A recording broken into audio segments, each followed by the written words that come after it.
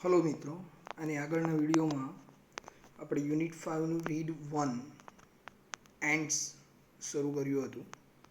બરાબર. અને એન્ડ્સ વિશે એક સાયન્ટિસ્ટે નોંધેલી કેટલીક રસપ્રદ બાબતો કે કેવી રીતે ખોરાકના ટુકડા કરે, શિકાર કેવી રીતે કરે, ત્યાંથી ખોરાકના ટુકડા કરીને પોતાની પીઠ પર ઉપાડીને દર સુધી કેવી રીતે લઈ જાય, અને દરની ઊભી દિવાલો, લીસી દિવાલો, લપસણી દિવાલો, એની ઉપરથી એ કેવી રીતે રાફડાની અંદર સુધી ખોરાક પહોંચાડે છે, એમનું મેનેજમેન્ટ કેવું છે. બરાબર, એ આપણે સમજ્યા છીએ. ત્યારબાદ આ વૈજ્ઞાનિકો, દુનિયાના જે વૈજ્ઞાનિકોએ કીડીઓ પર અભ્યાસ કર્યો છે એમાં બે મત પડી ગયા છે. એક ગ્રુપ સાયન્ટિસ્ટોનું એક ગ્રુપ એવું માને છે, જે કીડીઓનો અભ્યાસ જેમણે કર્યો છે એ ગ્રુપ એવું માને છે કે કીડીઓની અંદર જે સમજશક્તિ છે, એમની જે બુદ્ધિ છે, એ માનવીય સમજશક્તિને મળતી આવે છે. બરાબર. અને બીજો એક ગ્રુપ એવો છે કે જેવું કહે છે કે ના, આવું શક્ય નથી, કે કીડીઓ એક નાનું કીટક છે. બરાબર. તો એની અંદર જે એની જે સમજશક્તિ છે, એની જે બુદ્ધિ છે, એ માનવીની સરખામણીમાં આવી શકે નહીં. તો લેખકે અહીંયા આપણને જ પ્રશ્ન કર્યો છે કે તમે જાતે હવે કેટલીક અહીંયા કીડીઓના ઉદાહરણ, દુનિયાની અંદર જોવા મળતી અલગ અલગ કીડીઓના એક્ઝામ્પલ આપેલા છે, તમે જાતે એનો અભ્યાસ કરો અને તમારો અભિપ્રાય બાંધો. બરાબર. તો અહીંયા આપણે ભણીશું પહેલું ફાર્મર એન્ડ્સ વિશે. હવે આ એક શોર્ટ નોટ પણ પૂછાય છે, ધ ફાર્મર એન્ડ્સ. બરાબર, આખો પેરેગ્રાફ જ આવશે તમને. તો ફાર્મર એન્ડ્સ વિશે હવે જોવાનું છે, દુનિયામાં ક્યાં જોવા મળે છે અને આ કીડીઓ શું કામ કરે છે. અને આપણે મુખ્ય બાબત, આપણો મત બાંધવાનો છે કે કીડીઓનું ઇન્ટેલિજન્સ, એટલે કે એમની સમજશક્તિ માનવી જેવી છે કે નહીં, એ માનવી જેવા છે કે નહીં, એ જોવાનું છે. Okay. These are ants that do farming. લેખક કહે છે કે દુનિયામાં આ એવી કીડીઓ છે કે જે ખેતી કરે છે. ખેતી કોણ કરે? માણસ કરે. બરાબર. માનવ જીવનની જે ઉત્ક્રાંતિ થઈ આજથી હજારો વર્ષ પહેલાં, માનવીની અંદર જે વિકાસ થયો, વાનર જેવો માનવી જંગલીની જેમ ફરતો હતો, રખડતો જીવન જીવતો હતો, પણ અચાનક ખેતીની શોધ થઈ અને એણે સ્થાયી વસવાટ શરૂ કર્યો, અને ત્યારથી જ માનવ વિકાસની શરૂઆત થઈ. તો ખેતી એક મહત્ત્વનું પગલું ગણાય છે આપણા માટે. એમ કેટલીક કીડીઓ પણ ખેતી કરે છે. કેવી રીતે ખેતી કરે છે એ જોઈએ. ખેતી એટલે કે ટ્રેક્ટર, હળ વગેરે લઈને ખેતરમાં જતી નથી. You may know that it was a big leap for human progress.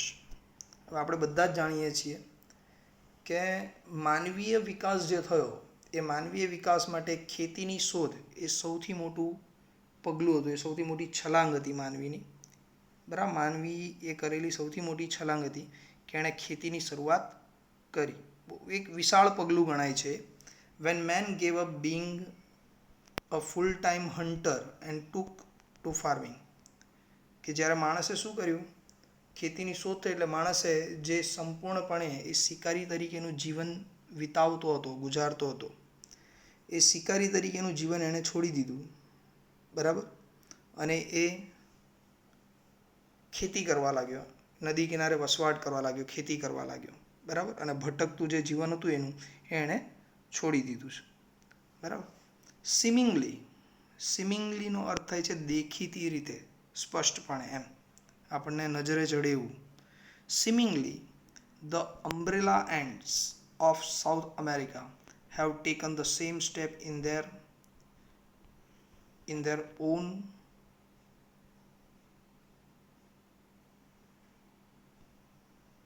small way.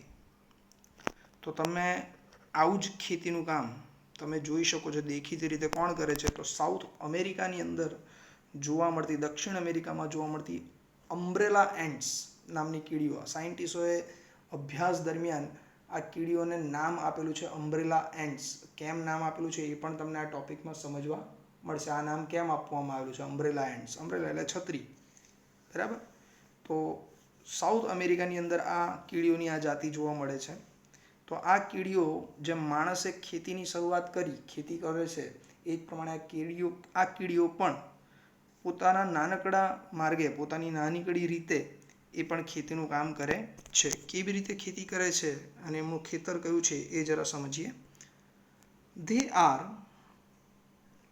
called by that name because they are often seen carrying large pieces of leaf over their heads like umbrella. જેમ માણસ તડકાથી કે વરસાદથી બચવા માટે, રક્ષણ કરવા માટે છત્રી લઈને ફરતો હોય, અતિશય તડકો પડતો હોય, ટેમ્પરેચર 40-45 ડિગ્રીની ઉપર થઈ જાય તો ઘણા લોકો છત્રી લઈને નીકળે છે તડકાથી બચવા માટે. એમ વરસાદથી બચવા માટે પણ આપણે છત્રીનો ઉપયોગ કરીએ છીએ. તો જે પ્રમાણે માણસ રક્ષણ માટે છત્રીનો ઉપયોગ કરે છે, એ જ પ્રમાણે આ દક્ષિણ અમેરિકામાં જોવા મળતી આ કીડીઓ, એમને આવું નામ કેમ આપવામાં આવ્યું છે, અમ્બ્રેલા એન્ટ્સ કેમ આપવામાં આવેલું છે આ નામ? કારણ કે તેઓ હંમેશા, આ કીડીઓ વનસ્પતિના મોટા મોટા પાંદડાઓ પોતાના માથા ઉપર ઉચકીને, એટલે ઘણી બધી કીડીઓ નીચે ચાલતી હોય ને ઉપર પાંદડું હોય, આખું મોટું પાંદડું હોય. ઘણી વનસ્પતિઓ વિશાળ પાંદડાવાળી વનસ્પતિ આવે સંકુદ્રમ જંગલોની, તો એ વિશાળ પાંદડાઓને એ તૂટેલા ખરેલા પડેલા હોય તો એ બધી કીડીઓ ઉપાડીને એ ઉચકીને લઈ જતી દેખાય. એટલે માથા ઉપર જેમ માણસ છત્રી પકડીને ચાલતો હોય ને, એમ કીડીઓ ઉપર આપણને ખાલી પાંદડું જ આગળ વધતું હોય ને જમીન પર એવું દેખાય, પણ નીચે ઘણી બધી કીડીઓ એને ઉચકીને ચાલતી હોય છે.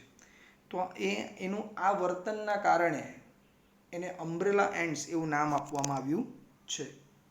they take these pieces of leaf to their nest. આ કીડીઓ શું કરે છે?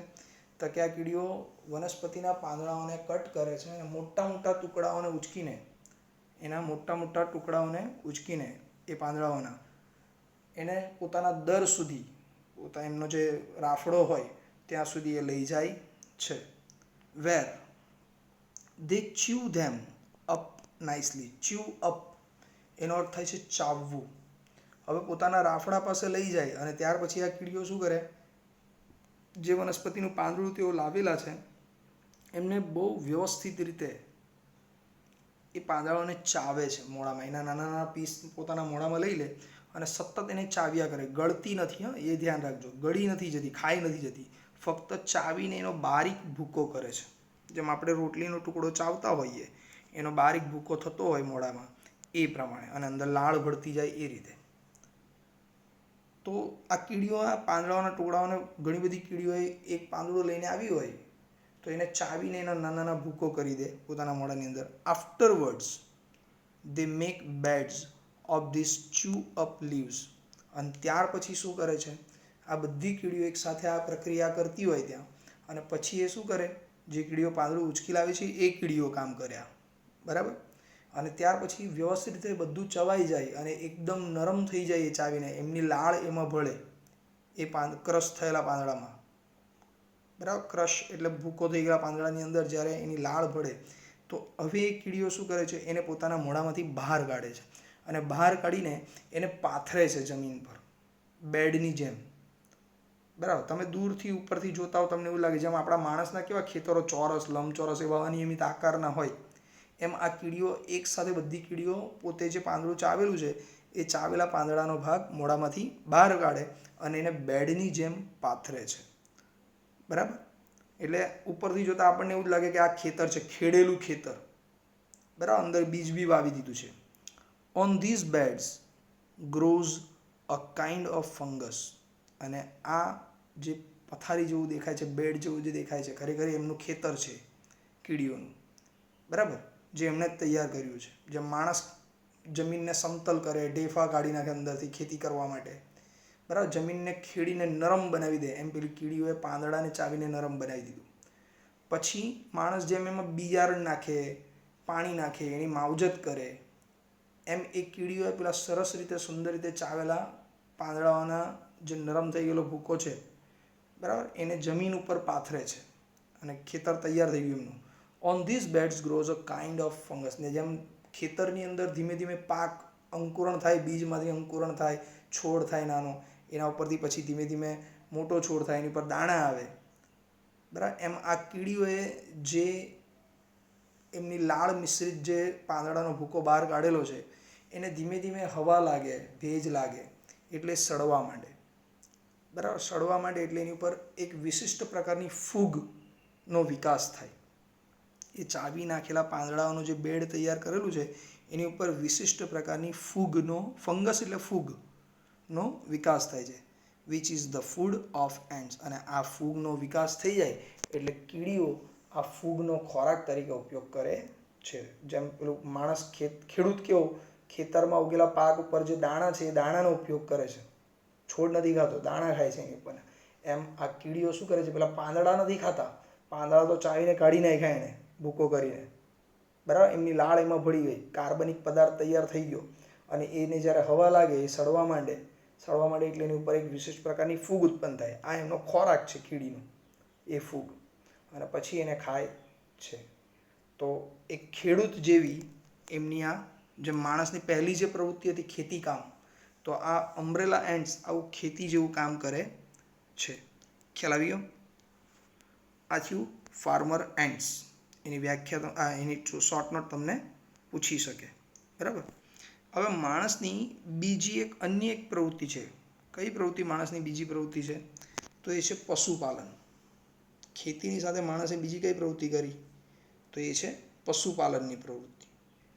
બરાબર, એણે ખેતી કરવાનું શરૂ કર્યું. હવે ખેતી કરી, બીજી પ્રવૃત્તિ ખેતી કામની છે, એમનો બીજો વ્યવસાય ખેડૂતનો. તો કેટલીક કીડીઓ પણ આવું કામ કરે છે, પશુપાલનનું કામ. જોઈએ કઈ રીતે પશુપાલન કરે છે અને કઈ કીડીઓ આ કામ કરે છે એ બીજું ભણીએ. Then there are ants. That domesticate cows and milk them. જેમ પશુપાલક અથવા ખેડૂત એ શું કરે? એ પોતાના ઘરે ઢોર ઉછેર કરે, ગાય, ભેંસ, બકરી વગેરેનો ઉછેર કરે. એને ડોમેસ્ટિકેટ કરે. ડોમેસ્ટિકેટ કરવું એટલે પાળવું. એને પાળે છે આ ઢોરને, અને ત્યાર પછી એ ગાયને વ્યવસ્થિત, જે પશુપાલક છે કે જે ખેડૂત છે એ શું કરે? એ ગાયને સારું સારું ખવડાવે, બરાબર. એને ખોળ ખવડાવે, ઢોર માટેનો જે ખોરાક હોય એ આપે, બરાબર. અને ત્યાર પછી સારું વ્યવસ્થિત પ્રોટીનયુક્ત ખોળ એમને આપ્યું હોય ગાયને, એટલે એ શું કરે? વધુ માત્રામાં દૂધ આપે, ને એ દૂધ આપણા ખોરાક તરીકે આપણે ઉપયોગ કરીએ, બરાબર. આપણા ઉપયોગમાં આવે ટૂંકમાં. આવું જ કંઈક કામ આ કીડીઓ કરે છે. આ કીડીઓ શું કરે છે? તો કે આ કીડીઓ ગાયો પાળે છે. ડોમેસ્ટિકેટ કરવું એટલે પાળવું. એ ગાયો પાળે છે અને એમને દોહે છે, દૂધ કાઢે છે એનું. એન્ડ મિલ્ક ધેમ એટલે એમના દૂધનો ઉપયોગ કરે છે, બરાબર. એમ તો મિલ્કનો અર્થ થાય છે દોહવું, ગાયને દોહે ને ખેડૂત, પેલો ભરવાડ, એ રીતે. હવે અહીંયા બે શબ્દને અવતરણ ચિહ્ન મૂકેલું છે, એક તો કાઉઝ અને મિલ્ક. તો પહેલાં એ સમજી લઈએ કે આ કીડીઓ માટે કાઉઝ કોણ છે, એટલે કઈ ગાયો પાળે છે, અને દૂધ શું છે એ સમજીએ. વોટ વી હેવ કોલ્ડ કાવ are a kind of green fly. હવે આપણે જેને ગાયો કહી છે અહીંયા, ખેડૂત માટે જે ગાયો હોય, એ આ કીડીઓ માટે શું છે?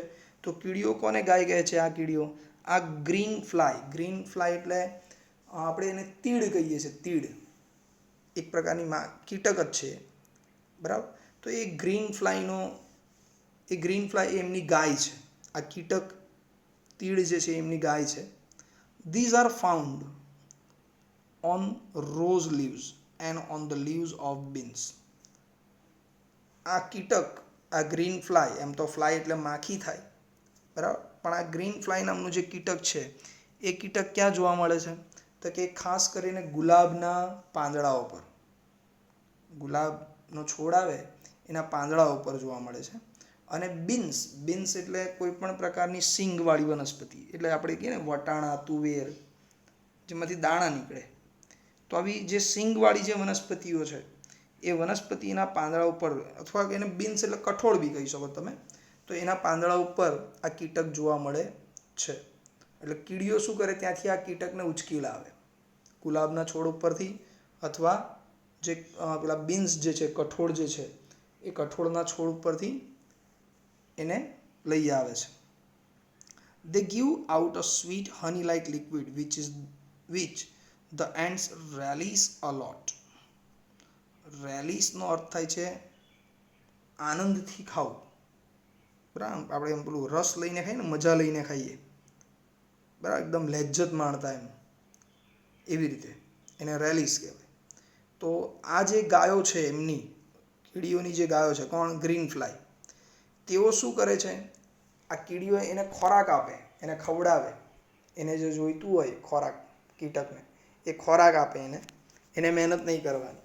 જેમ આપણે ગાયને મહેનત નથી કરવા દેતા, ગાયને બાંધી રાખીએ, એને સારું સારું ઘાસચારો ખોળ વગેરે ખવડાવીએ, એના બદલામાં આપણને દૂધ આપે, બરાબર. એ પ્રમાણે આ કીડીઓ પણ આ ગ્રીન ફ્લાયને પકડી લાવે, પોતાના દર પાસે લઈ જાય અને દર પાસે રાખે એને, અને એને સારું સારું ખવડાવે. એને જે પાંદડા જોઈતા હોય, બરાબર, ગુલાબના પાંદડા કે એવો પાંદડા ખવડાવે, કીટક મારીને શિકાર કરીને લાવે ને એ એની પાસે ટુકડા નાખે, એને ખવડાવે. અને એના બદલામાં આ ગ્રીન ફ્લાય એમને મધ જેવું લાગતું, એકદમ મીઠું સ્વીટ, મધ જેવું મીઠું એવું એક પ્રવાહી પોતાના શરીરમાંથી ઉત્પન્ન કરે છે. મધ જેવું પ્રવાહી એના શરીરમાંથી એક આ કીટક ઉત્પન્ન કરે, ગ્રીન ફ્લાય. આ પ્રવાહીનો એટલે મધ જેવો લાગતો જે પદાર્થ છે, મીઠો પદાર્થ, એનો આ કીડીઓ આનંદપૂર્વક લજ્જત માણે છે, એનો સ્વાદ માણીને ખાય છે. એમને મજા આવે ખાવામાં. જેમ આપણે ગાયનું દૂધ પીએ છીએ એમ આ કીડીઓ એ આના પેલા કીટકના શરીરમાંથી જે મધ જેવું મીઠું પ્રવાહી નીકળે છે એનો ખોરાક તરીકે ઉપયોગ કરે છે, બરાબર. જેમ આપણે દૂધનો ઉપયોગ કરીએ એ જ રીતે. So the ants take these green flies to their nest and keep them there. હવે આવા હેતુથી આ કીડીઓ શું કરે છે, તો આ કીડીઓ પેલી ગ્રીન ફ્લાયને પકડે છે, બરાબર, ગુલાબના છોડ પાસેથી કે, અને બધી કીડીઓ એને ઉપાડીને લે, અને એ પણ જાણે પેલી મોટી મહારાણી હોય એ ગ્રીન ફ્લાય એમ પડી રહે કે એને તો બેઠું ખાવાનું મળી જાય છે, શિકાર કરવા નહીં જવાનું, રખડવાનું નહીં, બેઠું ખવડાવે આ લોકો. અને એના બદલામાં એ શું કરે, પોતાના શરીરમાંથી મીઠું દ્રવ્ય પ્રવાહી મધ જેવું એ ઉત્પન્ન કરે, બરાબર. તો આ કીડીઓ એમને ઉપાડી, પેલી ગ્રીન ફ્લાયને ઉપાડીને એના દર પાસે, એના રાફડા પાસે લઈ આવે છે. દે ફીડ, એને ખવડાવે છે સારું સારું, બરાબર. દે ફીડ